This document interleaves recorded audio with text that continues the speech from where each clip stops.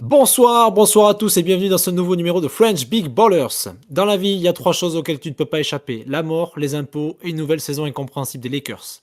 On s'était retrouvés peu après le nouvel an avec des Lakers qui commençaient de nouveau à traîner la patte après un début impressionnant. Il s'en est depuis passé des choses, il s'en est fait des allers-retours à l'infirmerie et il y en a eu des montagnes russes. Mais avant d'évoquer tout ça, laissez-moi vous présenter ceux qui passent entre les gouttes de la déchirure musculaire. Vieux de la vieille, et toujours pas arrêté malgré les lettres anonymes envoyées à Mehdi Benatia qu'il signe tout de même de son superbe prénom, Nas est avec nous. Comment vas-tu, Nas? Salut Clem, salut à tous, ça va très très bien. En direct de Lisbonne ce soir pour l'enregistrement de ce podcast dans la rue. Donc pardonnez-moi par avance si jamais il y a un micro pas très qualitatif et des petits bruits qui arrivent ici et là pendant le podcast.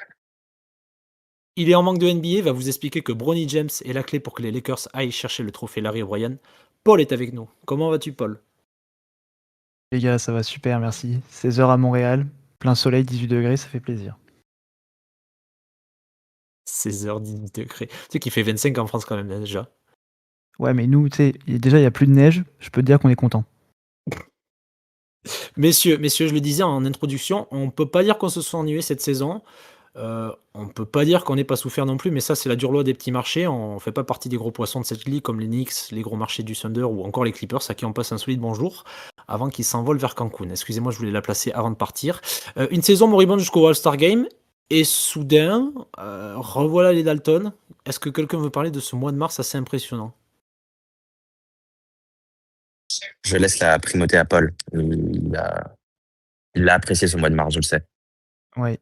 Ouais, oui, bah, on appelle ça les faux espoirs dans le milieu. Non, mais on sort du All-Star Game où LeBron est allé prendre sa dernière cape de All-Star, etc., en se disant, bon, qu'est-ce que ça va donner cette fin de saison? Qu'est-ce qu'on attend? Le trio Luka, LeBron, Doncic, avant le All-Star ne marche vraiment pas, que ce soit dans le rendu visuel, mais également dans les stats avec un pré-All-Star Game où les trois sur le terrain, tu as comme un plus-minus de -2. Et puis finalement, on sait pas, enfin on sait comment. JJ trouve enfin les bons ajustements en revenant du All-Star avec un LeBron vraiment installé en troisième option, off the ball, dans un rôle qu'on va qualifier plutôt de Draymond Green, vraiment le repère défensif de l'équipe, etc. Screener, vraiment dans la passe et beaucoup moins au scoring. Et puis on trouve notre rythme et dans les pas d'un immense Luka Doncic en mode MVP, on enchaîne quand même un mois de mars assez spectaculaire où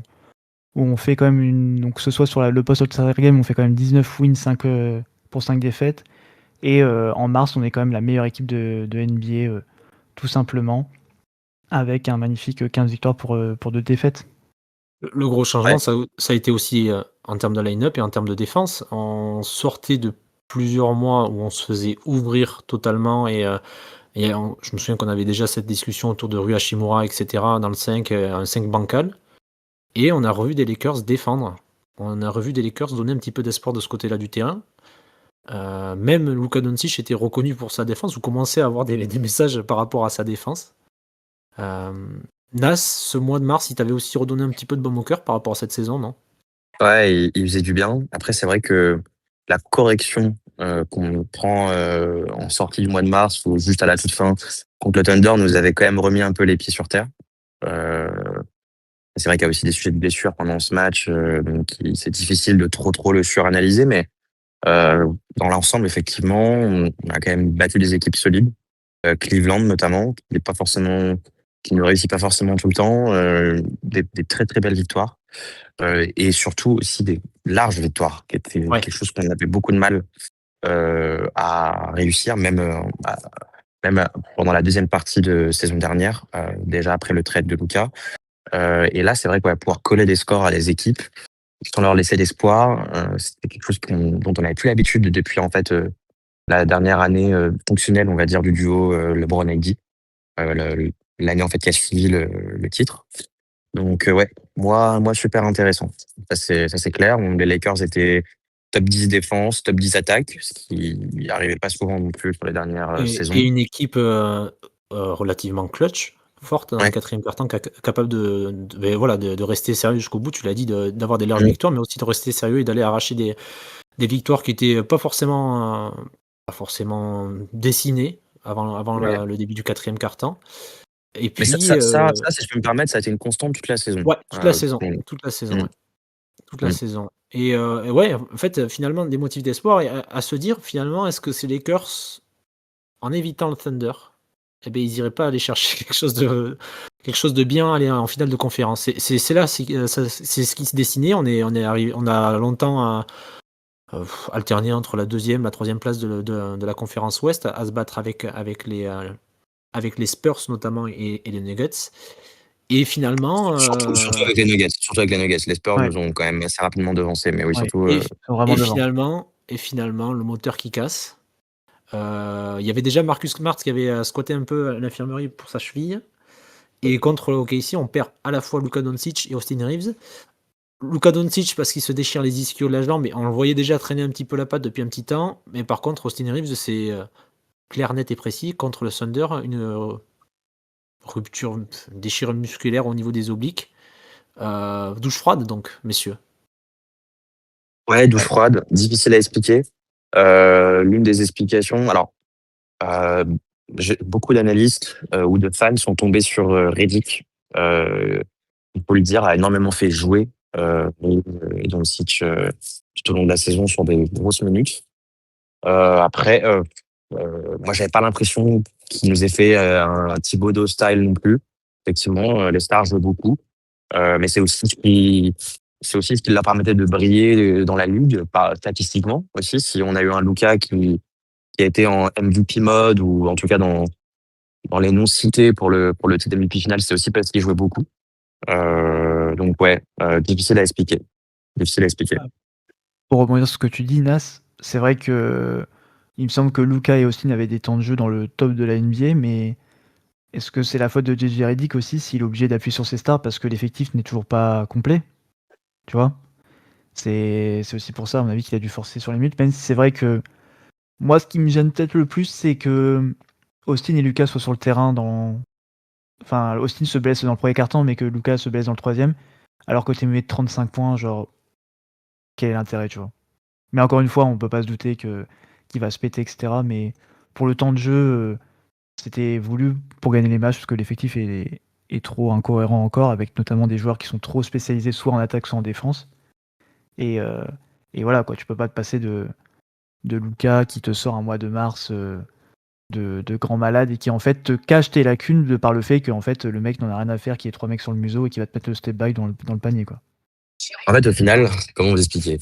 C'est trop beau pour être vrai, on s'est mangé le Pelinka style, en fait. Au final, on a eu un magnifique mois de mars et fin du mois de mars, on se fait rect parce qu'en fait, on se rend compte, on le savait déjà un petit peu, qu'on a un effectif très léger qui fait que nos stars peuvent pas se reposer, quoi. Parce que quand même trop peu de marge malgré tout.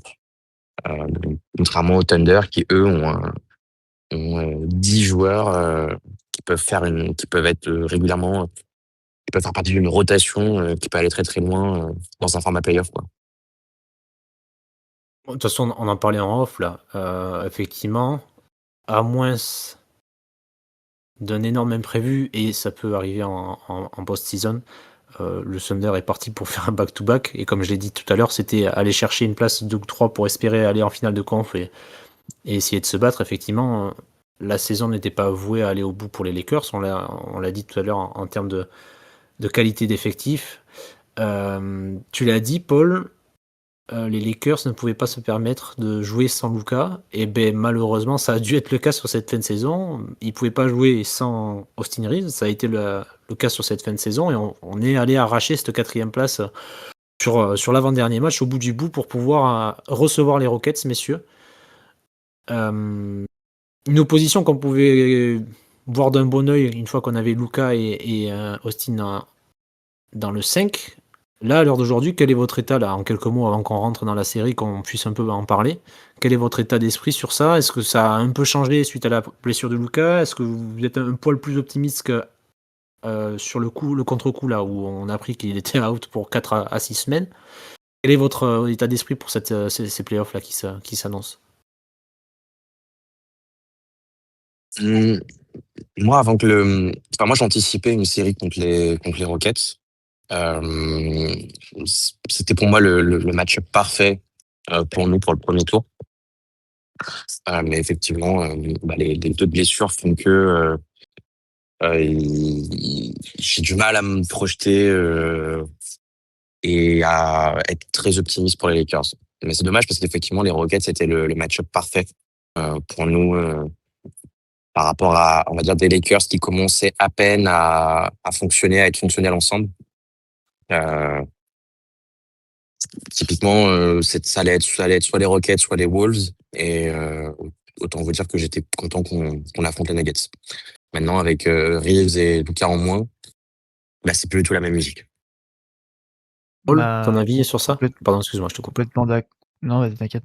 Complètement d'accord, Nas, en termes de match-up, c'était mieux pour nous, notamment par le fait que les Rockets souffrent quand même d'un manque de création avec la blessure de Van Vliet à la main et qu'on a pu voir et ce qui est bien aussi qu'on a pu se tester contre eux 2 fois au mois de mars avec, les Rockets à 100 et nous aussi à 100 et on a pu, vraiment constater que, bah, on était, clairement, au-dessus les 2 fois, même si, OK, on leur met pas un gros écart, mais qu'on semblait, vraiment au-dessus et que, en fait, nos points forts, quand même appuyaient pas mal sur leurs points faibles et qu'on arrivait quand même pas mal aussi à se démerder des 2 côtés du terrain pour aussi que s'adapter avec leurs points forts, notamment à travers, le fait de doubler, leurs stars, mais ça, je pense qu'on en reviendra quand on se projettera, sur la série. On peut peut-être Ouais, en parler, messieurs, et on puis peut peut-être attaquer le pardon, sujet? j'en profite.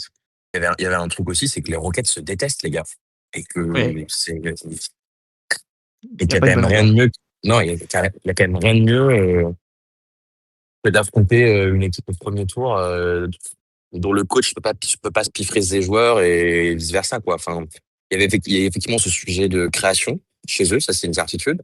Mais il y a aussi un sujet d'ambiance et un sujet que Luka et LeBron, sans même parler de Reeves, euh, vont faire que grossir justement ces disparités et ces contentieux entre équipes. En fait, ils étaient parfaits pour exposer les joueurs les uns les autres et pour appuyer sur cet élan de faiblesse qu'ils ont quand même, qui est le manque d'un groupe au final.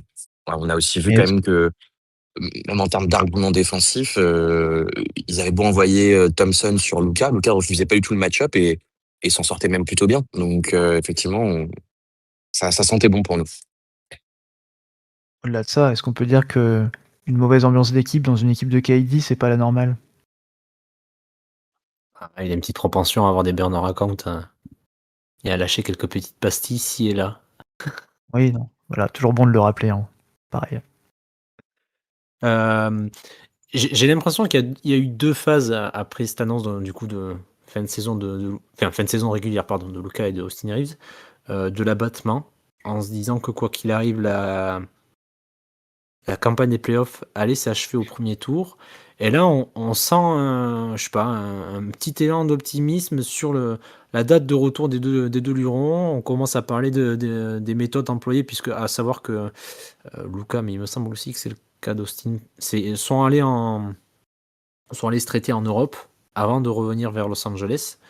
Hem Est-ce que vous, avant de rentrer sur cette série et de parler des présents, est-ce que vous tablez sur un retour de l'un des 2, un retour des 2 en fin de série? Ou est-ce qu'on peut se dire que la saison de Luka Doncic et de Austin Reeves, elle est terminée pour nous aujourd'hui? Elle est pas terminée si on passe le premier tour, mais pour moi, je les compterai pas dans mes analyses, dans mon pronostic pour le premier tour. Moi, pour moi, ouais, en fait, pareil que Nas. Pour moi, Luka, sachant qu'il est encore en Europe, c'est quasiment sûr qu'il sera pas là au premier tour et Austin prend des shoots avec l'équipe et moi, par contre, je les compterai dans mon analyse si jamais on tient un peu dans la série, notamment pour Austin.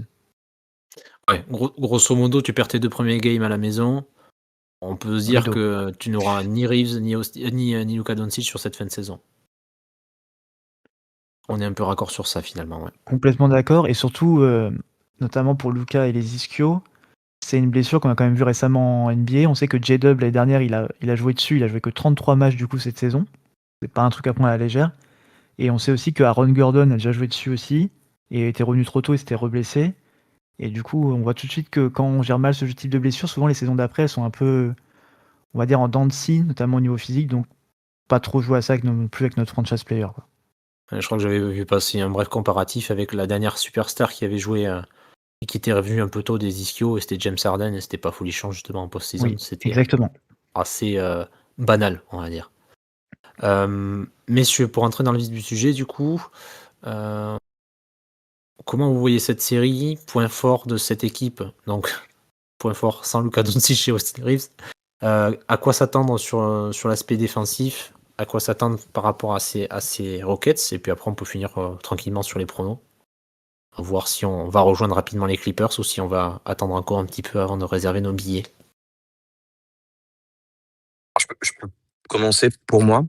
Pour moi, le point fort de cette série, c'est que ça va être une série où je pense qu'on aura une équipe des Lakers ultra défensive. Je pense qu'on va avoir une équipe des Lakers qui aura des faiblesses à la création. Évidemment, ben, sans Reeves et sans Lucas, ça paraît logique. Mais en défense, en revanche, je pense on va vraiment pouvoir embêter les Rockets. Pour moi, en fait, à mon avis, c'est une série qui peut se finir très très vite si Ron Shepard, et Amen Thompson et Tari Eason mettent tous les shoots qu'on va leur laisser volontiers prendre. Je pense qu'en fait, on va se jeter sur KD, sur Sengun pour les forcer à passer cette balle et pour créer des turnovers parce que les deux en créent beaucoup quand on leur applique un gros ball pressure. Euh, mais euh, mais voilà, la série pourrait se finir dès le deuxième match si Tari Eason met 5-3 points et pareil pour Shepard. Enfin voilà, c'est un peu pour moi la clé va être un petit peu là-dessus. On va forcer les joueurs des Rockets à shooter et quid de leur réussite qui a été mauvaise en fait tout au long de la saison. C'est pour ça qu'on les laissera shooter. Et on ne sait jamais comment ça peut se passer en playoff. Je sais pas ce que vous en pensez, mais pour moi ça va quand même beaucoup se jouer là-dessus. Je te rejoins sur certains points, notamment le fait que, bah, effectivement, quand tu perds Luka et Austin et que du coup tu vas réintégrer dans ta rotation un joueur comme Vanderbilt, tu vas d'office créer un ADN beaucoup plus défensif et tu vas également augmenter les minutes de Laravia, qui était Et très bon est-ce que défensivement Vanderbilt pour va moi. jouer? Moi, je suis pas sûr, hein. Vu son entente avec Redick, je suis même pas sûr qu'il soit réintégré à la rotation, pour être honnête.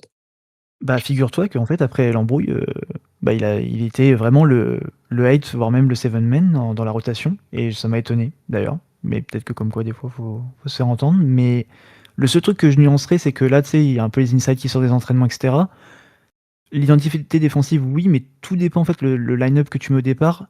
Je vais ressortir ma phrase du dernier podcast. Là, ça parle de jouer donc avec un 5 de départ, Marcus, Kennard, LeBron, Rui, Ayton. Quand on connaît les aptitudes défensives limitées du front court LeBron, Rui, Ayton, et qu'en plus de ça, tu rajoutes Kennard, qui, de par ses limitations athlétiques, physiques, d'ailleurs, ce que on va rendre quasiment à chaque position par rapport aux Rockets, qui sont une équipe surathlétique d'ailleurs, euh, ça peut vraiment être compliqué. Donc, j'espère que JG ne va pas non plus trop favoriser l'attaque et vraiment créer cet ADN défensif, d'ailleurs, notamment en mettant Larvia à la place de Rui. Mais je suis d'accord avec toi que, un peu comme l'année précédente, euh, la série va reposer sur le weak side, comme tu dis, le fait qu'on aille doubler.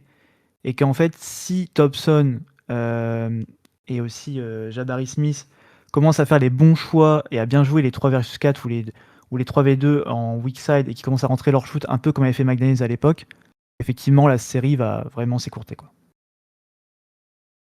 Euh, Est-ce qu'avec ces absences de Austin et de Luka Doncic, on n'est pas parti pour se faire méchamment casser la gueule au rebond face à une équipe qui est, comme tu le dis, surdimensionnée athlétiquement, qui en a fait sa force d'aller chercher des rebonds offensifs, et avec un Rui Hachimura notamment, pour pas le citer, qui est réputé pour faire aucun écran retard. Est-ce que la clé de cette série-là, ou le gros point à surveiller qui peut justement, comme l'a dit Nas, écourter rapidement cette série, c'est cette compétence des Lakers à protéger le rebond après une bonne défense? Ils auront des deuxièmes chances, hein, les Rockets, ça c'est sûr. Des shoots de deuxième chance, ils en auront plein. Euh, à voir, parce que Ayton peut aussi être un excellent rebondeur quand il veut. Je pense qu'il y a aussi beaucoup de cette série. Moi, je parlais de la réussite extérieure des mauvais shooters des Rockets, mais je pense que Ayton est aussi un facteur qui sera extrêmement déterminant pour cette série. Est-ce qu'il sera engage ou pas? Parce qu'on sait qu'en défense et au rebond, quand il est engage, il peut être vraiment intéressant. Euh, à voir. Et ils auront des points de seconde chance. Maintenant, on sait que c'est aussi une équipe, Paul y faisait référence, avec des joueurs qui peuvent pas parfois être un peu cons. et faire un peu n'importe quoi, Oui, et clairement. être capable de fumble, en fait, des possessions très simples. Donc, en fait, cette série, elle peut partir un peu dans tous les sens, dans le mauvais comme du bon, pour nous. Pour, Paul, tu revenir sur Ayton, tu sais, un peu en mode facteur X, bah, le problème avec lui, comme a dit Nas, c'est qu'un jour, ça va être, le 2e meilleur joueur, le 3e meilleur joueur de l'équipe, tu sais? Et l'autre jour, ça en fait, tu mets Jackson Hayes parce qu'en fait, tu le benches parce qu'il est horrible. Et en fait, si tu veux, admettons, quand tu prends les 5 meilleurs joueurs de la série, bah, en fait, finalement, c'est 4 joueurs des Rockets plus LeBron. Mais si Ayton se sort les doigts et en fait, reach un peu le potentiel que tout le monde lui voit, c'est-à-dire un mec de 2,16 m qui a quand même une sacrée mobilité, qui a des mains en or, qui peut, quand il se bouge le cul, défendre le cercle vachement bien et très énorme au rebond. Il a déjà, juste de par ce fait-là, les capacités de déjà, juste en 1v1, faire vachement chier Sengun et nous verrouiller ce rebond qui va aussi nous permettre, quand tu as un manque de création, de partir rapidement en contre-attaque pour générer des points faciles. Ouais. Et donc, c'est triste à dire, mais parce qu'on n'a aucune certitude là-dessus, mais en fait, si Ayton est lock-in et il en veut, et qu'en fait, le mec, mais même pas besoin de tourner à 20 points, tu sais, genre le mec, il prend. Parce que Lucas, c'est quand même le meilleur rebondeur défensif de l'équipe. Si le mec te prend plus de 10 rebonds par match dans la série, là, tu augmentes réellement tes chances de basculer dans une série longue. Mais à l'inverse, s'il s'en fout, ça va être très compliqué pour nous parce que c'est pas Jackson Hayes qui est très faible au rebond, qui est un de ses immenses points faibles, que tu vas tenir ça et empêcher les secondes chances, quoi. vous Ouais, êtes en et train de pardon, vas-y. excuse-moi, Clem. Et c'est intéressant que tu parles d'Ayton, parce que moi, j'en ai parlé défensivement, mais c'est vrai qu'offensivement, il va avoir énormément d'opportunités de shoot à mi-distance. Parce que Sengun drop énormément. Je pense que ce que va faire LeBron, c'est qu'il va en permanence essayer en fait, je pense qu'ils vont cibler Sengun à mort pendant toute la série. De la même manière que eux, côté Rockets, ils vont cibler Kennard à mort pendant toute la série. Il y aura, enfin, les playoffs sont quand même souvent ça. On va chercher le joueur le point faible défensivement de l'équipe adverse et on va essayer en permanence de le marteler, de le marteler. Et moi, je pense que les Lakers vont essayer d'impliquer Sengun défensivement dans le jeu par LeBron sur du pick and roll, etc. Et je pense que Sengun va beaucoup drop. Et c'est dans ces shoots à mi-distance qui vont s'ouvrir, pas proche du cercle, sur lesquels si Ayton trouve un rythme, et Dieu sait qu'il peut l'avoir à des moments, ça peut être aussi une clé intéressante. Si Ayton met ses mi-distances, il peut mettre beaucoup de points dans cette série aussi. On est Vas-y, quand même Clément. en train on est quand même en train de dire que la post-season des Lakers dépend de DeAndre Ayton. Je connais des fans des Suns et des Blazers qui se lèchent les babines à cette idée-là. Juste comme ça. Mais effectivement, je me rejoins sur ce côté. De toute façon, il faut, alors autant l'ajout de Kennard sur cette, fin de saison régulière a été largement positive, que ce soit avec Austin et Luka, mais aussi, lorsqu'ils ils ont été blessés. Lui, il a su reprendre un petit peu les clés au playmaking. Ça n'empêchera pas d'avoir un vide à ce domaine-là, mais il a pu reprendre un peu des possessions à son compte. Mais effectivement, le deuxième joueur aujourd'hui des Lakers et le deuxième joueur sur lequel il va falloir compter, c'est DeAndre Ayton pour que cette série dure le plus longtemps possible et espérer que peut-être Austin Reeves puisse revenir sur une jambe. Est-ce que, messieurs, vous aviez d'autres idées? Peut-être parler d'un joueur à surveiller côté Rockets, même si vous aviez déjà parlé de Amen Thompson notamment, plus sur son aspect offensif que défensif, parce que c'est une certitude qui va bien nous emmerder de ce côté-là, au vu des absents du côté des Lakers. Est-ce que vous voyez un autre joueur des Rockets à surveiller absolument et qui pourrait faire basculer cette série du côté de Houston? Moi, je vois Shepard, qui peut être vraiment un poison pour nous. Exactement. Ouais. Parce que en fait, le truc, c'est qu'on va les laisser shooter, mais en fait, Shepard, j'ai regardé ses stats là, c'est élite en termes de shoot, notamment à 3 points et en création, c'est genre A+ partout là, tu sais. Et en fait, si, comme l'a dit Nas, en fait, les playoffs, c'est exploiter les faiblesses des autres, etc. Donc il y a 2 mecs qu'on peut target en défense, ça va être Shepard et Sengun.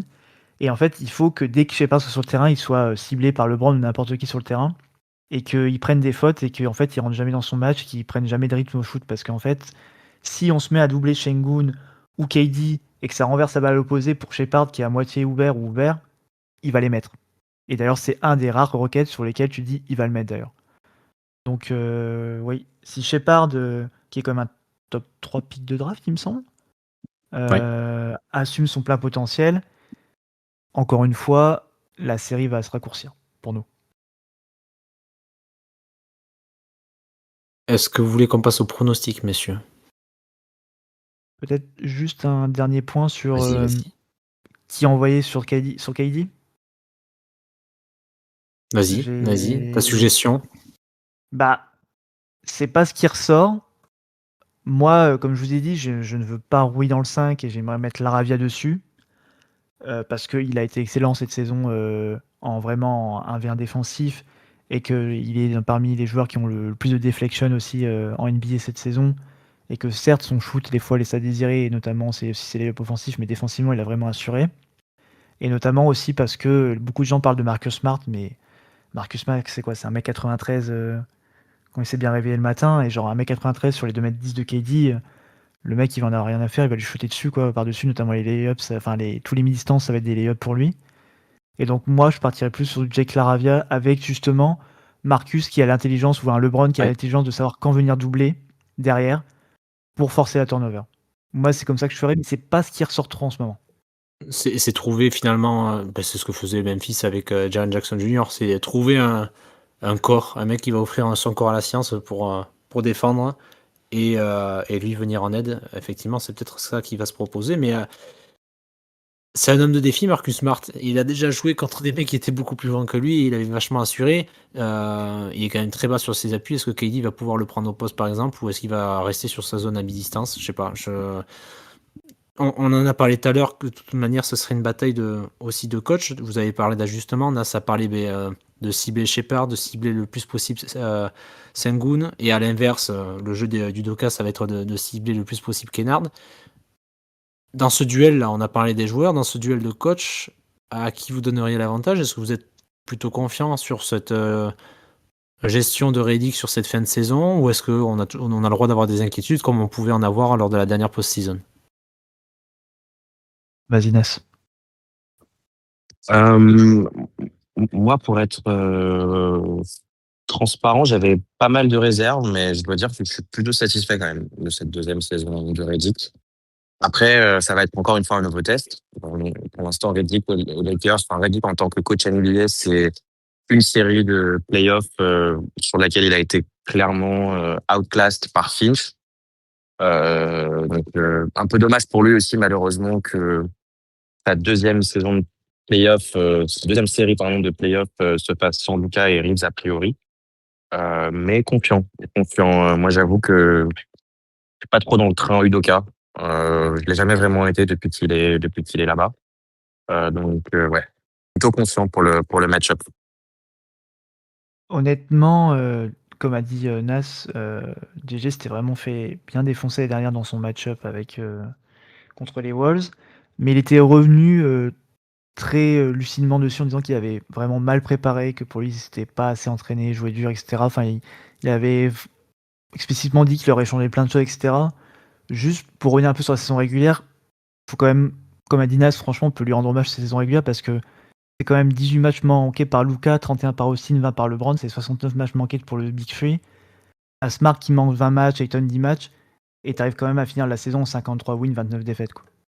Et c'est lui qui a su aussi également trouver les ajustements lors de cette seconde partie de saison, comme a dit Nas. Donc plutôt confiant, même si je n'oublie pas le fait que Udoka il a déjà emmené une équipe en finale NBA. C'était pas le même casting hein, avec les Celtics, mais quand même sur la ligne de départ, tu peux pas non plus mettre JJ Redick devant parce que t'as quand même un coach NBA en face, t'as un coach qui allait en finale NBA en face, quoi. Même si JJ m'a rassuré et je pense que d'ailleurs cette série va être très importante pour lui plus tard et notamment pour se projeter ensuite plus tard sur l'été sur est-ce que c'est vraiment le coach qui va accompagner le prime de Luka ou pas? Est-ce qu'il est capable d'accompagner le prime de Luka ou pas dans les séries de playoffs pour les prochaines années, quoi.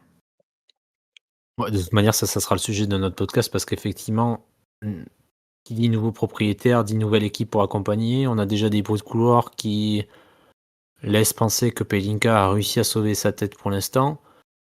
Mais effectivement, il y aura certainement du mouvement, que ce soit dans le front office ou dans le coaching staff. Est-ce que ce sera le sujet du prochain podcast, messieurs? Est-ce que ce sera le sujet du prochain podcast? C'est-à-dire, est-ce qu'on va se faire laver par les Rockets au premier tour? Quels sont vos pronostics? Moi, j'ai les Rockets en 6, malheureusement, mais par contre, j'ai les Lakers en 7 si jamais il y a un game 7. Pareil, pareil. Pour moi, on va vraiment les faire chier. Je pense je pense qu'on va enfin, parce que ça fait un petit moment quand même, on va enfin avoir une série de playoffs entre guillemets serrée après avoir sorti 2 fois en 5 contre Denver et contre les Wolves. Je pense on va avoir nos moments et si on a le bonheur d'emmener ça en 7 et de revenir au Staples Center dans une ambiance de malade, je vois bien un Game 7, LeBron 41 Nantes, c'est la dernière là, etc. Un truc de malade, quoi. Mais pour moi, je suis pareil que Nas, pour moi, si on va en 7, on passe. Je vous suis sur ça. C'est vrai que après cette annonce des blessures, je voyais déjà nous faire sortir en 4-1. Et pourquoi pas? Est-ce que LeBron, à son grand âge, à sa grande expérience, il serait pas capable d'aller nous chercher 2 matchs, le temps qu'on puisse récupérer un petit peu d'Austin Reeves, au moins la moitié qui est viable, et après qui vivra verra. On se donne rendez-vous pour un prochain numéro, messieurs. Un petit débrief si ça passe, et 25 minutes de larmes si on se fait laver par les Rockets et que KD finit à 45 points. Est-ce qu'on se dit ça? On sera là. Dans les deux cas, on sera là. Un petit mot pour la fin, messieurs? Nas doit se faire harceler dans la rue de Porto. Vas-y Paul, un petit mot pour la fin. Non, bah, juste pour dire que bah, pour une première saison dans l'équipe, c'était vachement cool, c'était très fun, etc. Même si malheureusement, ça se termine pas comme on le voudrait. Que quand même, ce mois de mars, ça fait quand même très plaisir au moral pour un fan des Lakers. Et de prendre du plaisir et d'attendre chaque match en fait, et de se poser devant chaque match en se disant qu'on va avoir quelque chose d'intéressant en termes de basket à Los Angeles. Donc, et de vivre le prime d'un joueur all-time, c'était quand même vachement sympa. Et puis bah voilà, profitez bien de ces playoffs. Je pense que ça va être quelque chose. Et puis de toute façon, chaque année, on attend ça et que finalement, c'est ça, je pense que c'est ce qui se rapproche le plus du vrai basketball, quoi. Ouais, effectivement. J'allais dire à l'inverse, tu vois, cette série de mars, elle fait peut-être encore plus mal parce que tu t'es dit, putain, il y avait quand même un début de niveau, un truc intéressant et tout vient se casser en avril. Mais je pense que le constat depuis le début de la saison, c'est que chaque jour, on peut se répéter que Luka Doncic est l'avenir de la franchise. Et ça fait du bien au moral. Merci, Nico. Est-ce que Nas, tu as un mot de la fin ou on se quittera sans ta douce voix pour ce numéro? Non, non, non, j'ai un petit mot de la fin. Désolé, je suis occupé. Pas de souci. Mot de la fin, écoutez, j'espère qu'on passera ce tour. Je n'y crois pas trop, mais je l'appelle de mes vœux.